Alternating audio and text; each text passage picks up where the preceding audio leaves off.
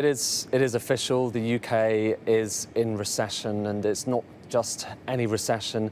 It's a fall of 20.4% in gross domestic product in the second quarter alone, so over the lockdown period.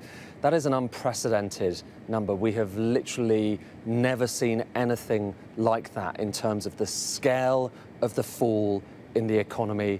It is the biggest recession that the UK has ever faced in terms of depth since GDP was invented, basically, back in the 1930s. And even if you go back to the 1920s, which is the period that we have quarterly numbers for, we've never seen anything like that before. Now, none of this will necessarily come as a massive surprise. We all knew this was going to be a very big fall in gross domestic product, but the scale of it, to put it into context, is greater than we've seen in any other G7 economies. So among France, the US, other major economies like Germany, they've all had very big falls in GDP, but mostly it's been around the kind of 10%, the early teens, 13.8% in France.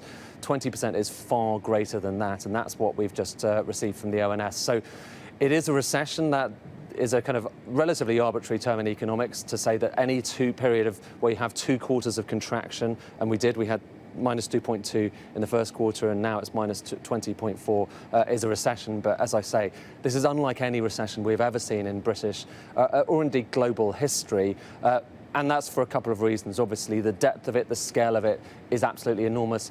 But secondly, and perhaps most importantly, this is a recession that was brought on partly by those lockdown measures to try to keep the virus under control. The big question now is whether there can be any bounce back in the next few quarters, and we'll be delving through those numbers to get a sense of whether there are early signs of that at the moment. It's more or less in line with what economists had expected, but nonetheless, when you look at this, we were all expecting a very big fall indeed, but just to see it in black and white there, when you look at the numbers that are just out from the Office for National Statistics, I have to keep looking at it to remind myself it's real, 20.4%. We've literally never seen anything like it before.